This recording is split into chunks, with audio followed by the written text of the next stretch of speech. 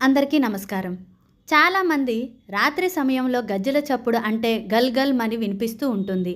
అలా గజ్జెల చప్పుడు వినిపిస్తే చాలామంది భయపడుతూ ఉంటారు. ఏదో దెయ్యమో భూతమో వచ్చిందని భయపడుతూ ఉంటారు.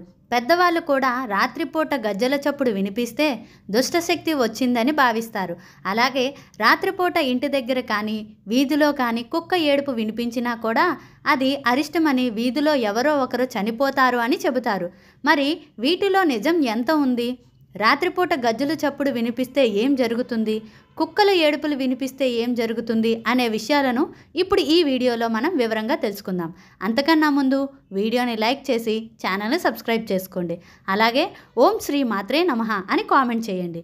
చాలామంది రాత్రిపూట అంటే పడుకునే సమయంలో కానీ లేదా బ్రహ్మ ముహూర్తంలో కానీ ఇంటి దగ్గర లేదా ఇంటి లోపల ఎవరో తిరుగుతున్నట్లు పట్టీల శబ్దం లేదా గజ్జెల శబ్దం వస్తూ ఉంటుంది. కొంతమంది ఇళ్ళ దగ్గర ప్రతిరోజు వస్తుంది. కొంతమంది ఇళ్ళ దగ్గర అప్పుడప్పుడు ఈ శబ్దం వినిపిస్తూ ఉంటుంది. చాలా వరకు అందరూ ఇలా గజ్జెల శబ్దం వస్తే భయపడుతూ ఉంటారు. ఏదో దుష్టశక్తి మా ఇంట్లో తిరుగుతుందని భయపడుతూ ఉంటారు. కానీ ఎవరికీ తెలియని విషయం ఏమిటి అంటే, అలా గజ్జెల చప్పుడు వస్తే అమ్మవారు మీ ఇంటి దగ్గర తిరుగుతూ ఉన్నారని, మీ ఇంటికి కాపలా కాస్తున్నారని అర్థం. తిరుగుతున్నప్పుడు కూడా కొన్నిసార్లు గజ్జెల శబ్దం వస్తుంది.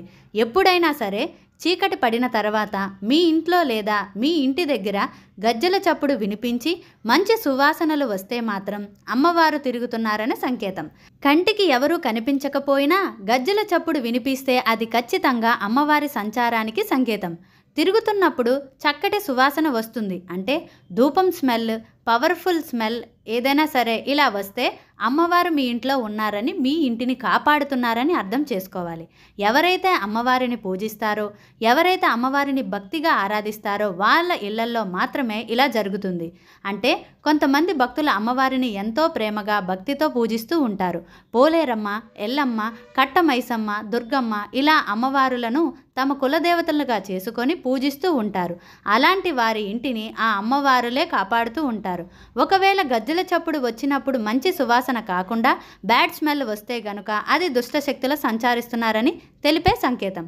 ఇలాంటి సంకేతం వచ్చినప్పుడు చాలామంది భయపడుతూ ఉంటారు. కానీ భయపడాల్సిన అవసరమే లేదు. అలా గజ్జెల చప్పుడు వచ్చి బ్యాడ్ స్మెల్ వస్తూ ఉంటే ప్రతిరోజు ఇంట్లో సాంబ్రాణి ధూపం వేయండి లేదా సాంబ్రాణి పుల్లలను వెలిగించండి.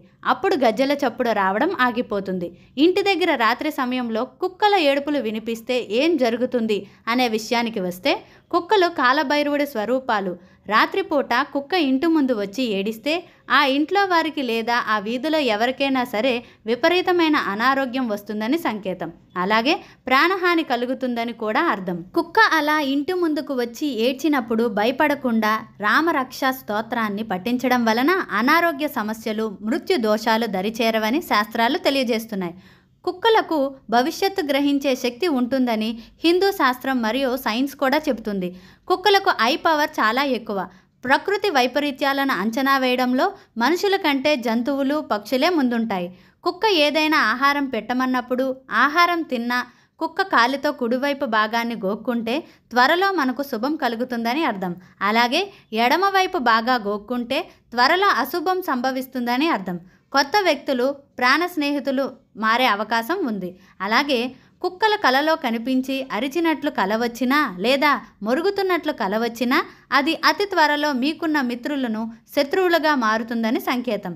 అలాగే ఆహారం నోట్లో పట్టుకొని ఉన్న కుక్క మీకు ఎదురుగా వస్తే అనుకున్న పనులు విజయం సాధిస్తారని అర్థం. కానీ కుక్క నోట్లో మాంసం ముక్క పట్టుకొని ఎదురు వస్తే ప్రాణానికి హాని ఉంటుందని శాస్త్రం చెబుతుంది. అదేవిధంగా పని మీద బయటికి వెళ్ళేటప్పుడు నీటిలో తడిచిన కుక్క మన ముందుకు వచ్చి విదిలించుకున్నట్లు అయితే మీరు వెళ్ళిన చోట చోర భయం ఉంటుందని సంకేతం. కుక్క వేరొకరి చెప్పులను మన ఇంటికి ముందు పడివేసినా, మన చెప్పులను వేరే ఒకరి ఇంటి ముందు పడివేసినా మన ఇంట్లో దొంగలు పడతారని సంకేతం. అలాగే చక్కగా ముగ్గులు వేసి పెట్టిన ఉన్న వాకిలి ముందుకు కుక్క నిలబడి పదే పదే అరుస్తూ ఉంటే ఆ ఇంట్లో లక్ష్మీదేవి ఆగమనం జరుగుతుందని, వారి జీవితంలో మంచి స్థాయికి చేరుకునేటటువంటి రోజు రాబోతుందని సంకేతం. ఒకవేళ మీ ఇంటి ముందు కుక్క పదే పదే అరుస్తూ ఉంటే దానికి కడుపు నిండా ఆహారం పెట్టి పంపించండి. అప్పుడు అది ఇంటి ముందుకు రాదు, ఎప్పటికీ అరవకుండా ఉంటుంది. కాబట్టి ఈ విధంగా అనేక రకాలుగా కుక్కలు మనకు సంకేతాలు ఇస్తూ ఉంటాయి. ఆ సంకేతాలను మనం ఎప్పుడైతే గ్రహించి దానికి తగ్గట్టుగా మనం మన జీవన విధానాలలో మార్పులు తెచ్చుకుంటామో అప్పుడు సుఖ సంతోషాలతో కూడిన జీవితాన్ని గడపగలుగుతాము.